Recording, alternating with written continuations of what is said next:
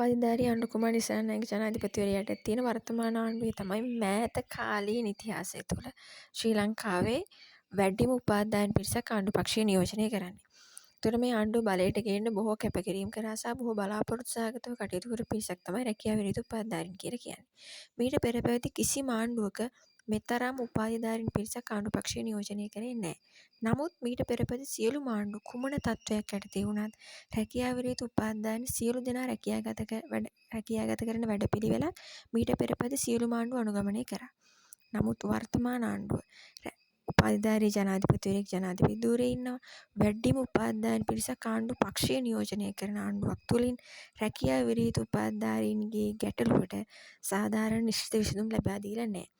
ඒ වගේම වර්තමාන ආණ්ඩුව රැකියා විරහිත උපාධිධාරීන් කප්පාදු කරමින් ඔවුන් රැකියාගත කිරීමේ වැඩපිළිවෙලක් ගැන යම් සඳහනක් සිද්ධ කරනවා. ඉතින් මෙය කොතරම් දුරට සාධාරණද සාධනීයද?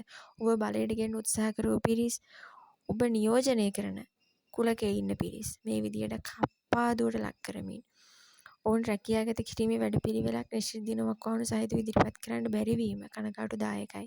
ඒ වගේම NPP ප්‍රතිපත්ති ප්‍රකාශවල ඉතාම පැහැදිලිව රැකියා විරහිත උපාධිධාරීන් 35000ක් රැකියාගත කරන වැඩපිළිවෙලක් ගැන ප්‍රතිපත්ති ප්‍රකාශය තුළ සඳහන් කර බලයට ආවට පස්සේ උපාධිධාරී බහුතරයක් ඉන්න ආණ්ඩුවක් රැකියා විරහිතව සිටින උපාධිධාරීන් අමතක කිරීම, මගහැරීම, කප්පාදුවට ලක් කිරීමට කටයුතු කිරීම කොතරම් දුරට යුක්ති සහගතද? ඇත්තටම මේ ආණ්ඩුවේ කළ ගුණ සැලකීම් පිළිබඳ ප්‍රශ්නයක් කළා තියෙනවා.